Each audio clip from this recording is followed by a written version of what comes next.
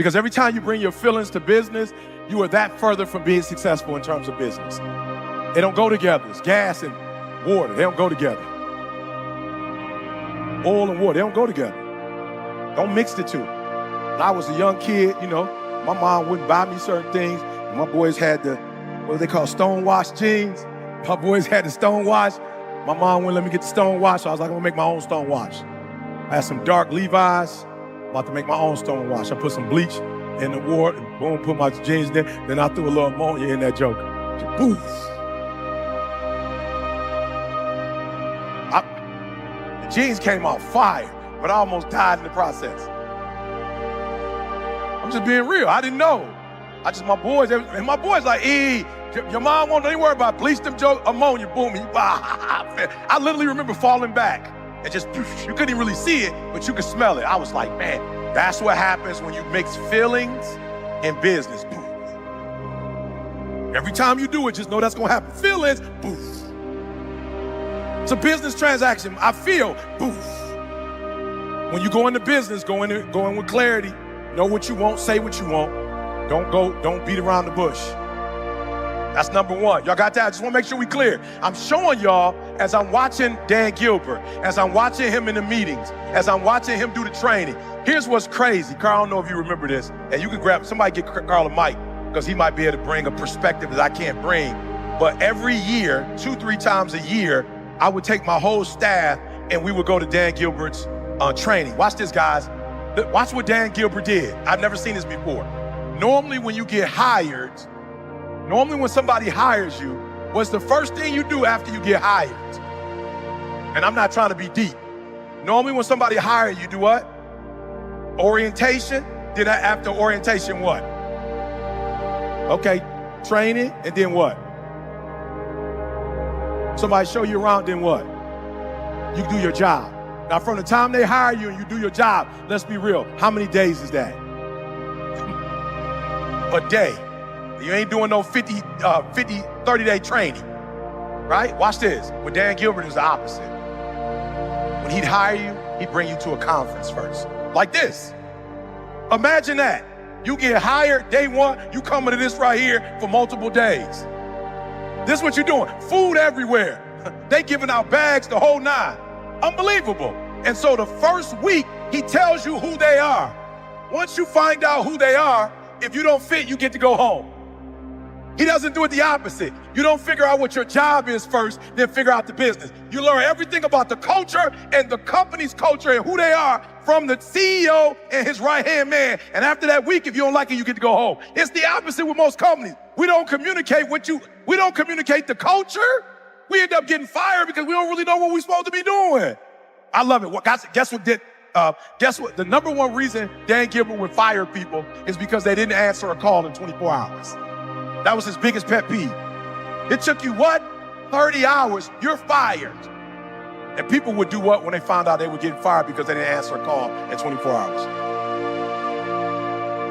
Now, some people was tripping, like, how you gonna fire me because I ain't answered the call? Because I told you the first week, I told you that was a part of it. You knew. I was very clear on what my expectations were. You didn't do what I said, you fired. And guess what? You can't sue him, you can't say nothing. Why? Because the first 7 days, he made everything clear. He told you exactly what you need to do and how you need to do it. Most of us go wrong because we don't communicate with clarity. People don't know what they're supposed to be doing, what they're supposed to be doing. But once you tell them what they're supposed to be doing, it's over after that. It's a wrap. Once you know, I'm holding you accountable. Once you sign your name, clear communication.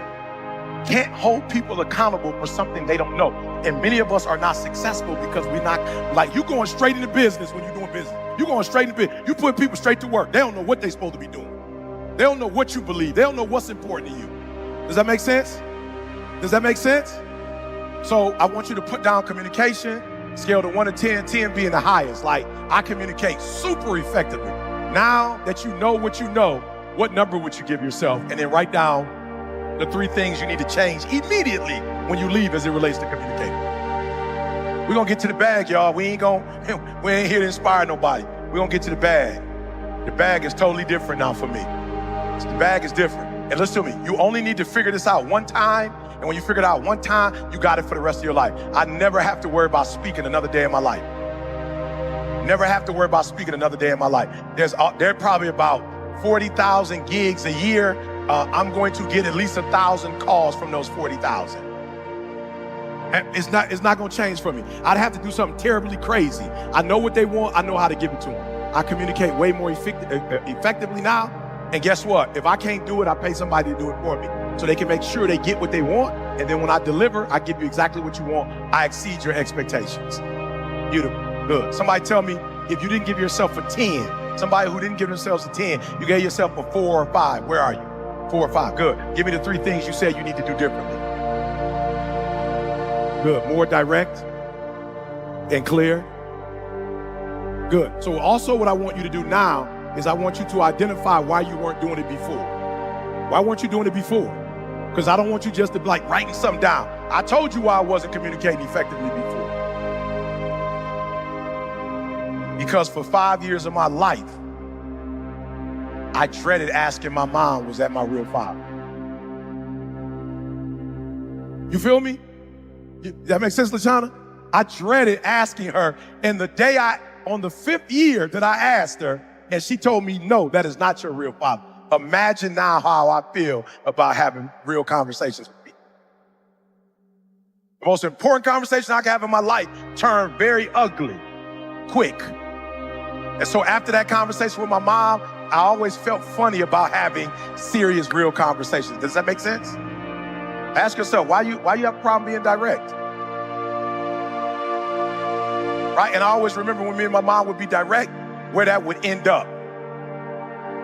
Like it would end up in the blow up. So I was like, all right, cool. I don't even feel like I ain't mad at my mom, but I don't want to deal with that. So let me just, since we can't communicate like I'm trying to talk, you trying, and we can't, I'm like, I'm out, Mom. Like, nah, I don't like you, but I just don't want to do that. So I'm just out so that we don't have to do that. Because I don't know how we're going to do this and not do that. So if we can't, I just gotta, because I don't want to do that. So I want you to be real on why you can't be direct. Why? Because the next time it happens, you're not going to be able to be direct if you can't get to the root of it. So how old are you? 28. So there's a reason why for 28 years you ain't really been direct. You feel me? All right, so now I want you to be like, this is why I wasn't, and we're going to go to the next level. All right, yeah. Now remember what I said, though. If you, leave the mic right there for me, Ray. Leave it right. Remember what I told you. If you don't respect something, you can't do what? If you don't respect it, you're not going to be able to do what? Anybody can answer that. The stuff that we have respect for, how do we treat it? Good. When we don't respect it, we don't what? So what happens is you see assertive in a bad way.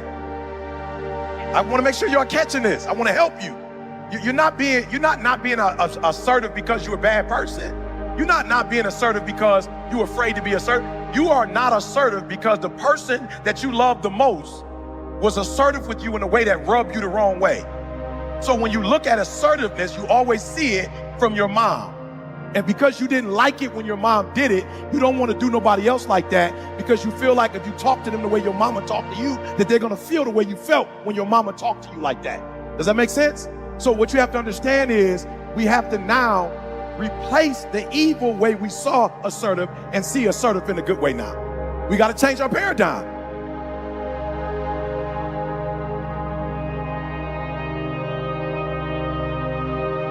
I'm talking about maxing out.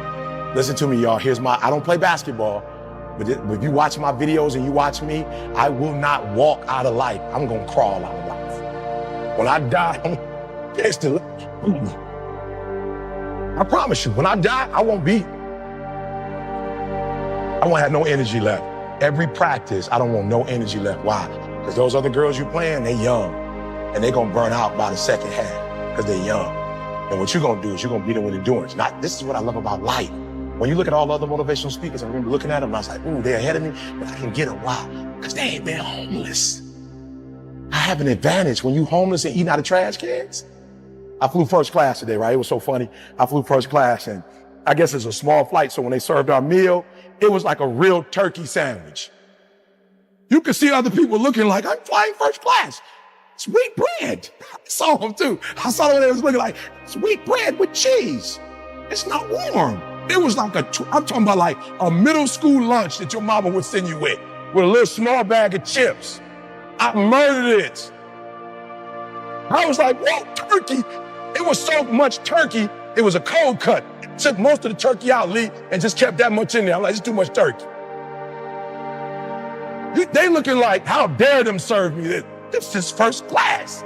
I was hungry, like, let's go. I didn't eat like this when I was homeless. I didn't know when my next meal would come. Some of you, your problem is you can't deal with adversity. You look at adversity as something negative when it's not. Adversity is the best thing that ever happened to you. Why? Because when adversity happens, most people gonna quit. Listen, we're going into the fourth quarter. I'm working harder now than I worked in January, than I worked in May. I'm about to put it on now. Why? Because most of the people who do what I do, they about to get tired. My son is 23. Lee, I promise you, we had a layover, went to my mama's house. He slept the whole time. He woke up and said, Dad, I don't know how you do it. I went and worked out, did the hit boy, walked with my mom for 3 or 4 miles with my niece, talked to my mom, got on the plane, got off, boom, did a presentation. That was like fire pit. That was like, best presentation you did all this year. I can't wait till the fourth quarter. I can't wait till the second half, because that's when talent goes away. All your talent gone with 5 minutes left, your legs about to give out. So who wins? Only the person that can go through adversity, that's when you start winning. So that's why you need to practice till you burn out. So when you get on the court, you'll never burn out, and they gonna burn out. They gonna burn out, I'm telling you. If you see it, it's like the game goes up and down and up and down. And the last 4, y'all gotta go watch Michael Jordan when y'all get a chance. He would always take a break at about maybe 10 minutes. He'd come back with 6 minutes left in the game, and Mike would come in those last 5, 6 minutes, he would kill you. He would kill you because he has so much energy and so much tenacity and so much strength. And listen to me, I noticed the Michael Jordan, and I'm old, so I don't believe in the Michael Jordan, LeBron comparison. Let me tell you why I don't believe in it. It has nothing to do with offense, because the way Mike played offense, he shut you down on defense. That's the difference. Mike didn't play one way. Mike wanted it so bad that he would put up 30 and he would stop his guy from scoring 0. That's the difference. He played both ways. How do you play both ways? When you're not playing talent no more. You're not playing with talent. At that point, you done dug deep within. Okay, I wasn't even supposed to say this, right? But I gotta be honest, I'm gonna give y'all one more. I shouldn't say this until I come back halfway through the season. Do you understand the reason why I beat most humans at what I do is because the last 10% is the hardest percent? That's the hardest percent, ladies. The last 5 minutes of game, that's the hard. Let me tell you what I mean by that. While the first 10% is difficult to get started, once you get started, it's something that's called momentum. The challenge with the last 10% of what you do, which makes it hard, is because it's the last and you done spent all your energy.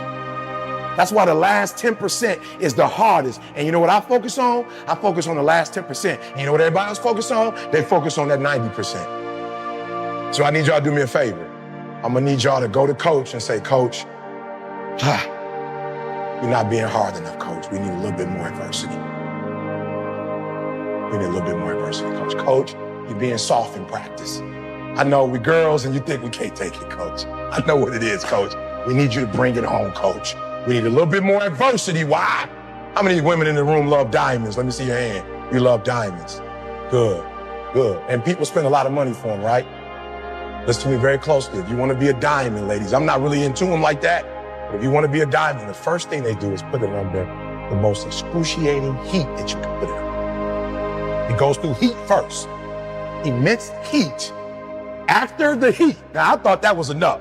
You take the coal, you put it under heat, and when all that stuff come off, whatever's left is the stone. That's not a diamond though, it's just the stone.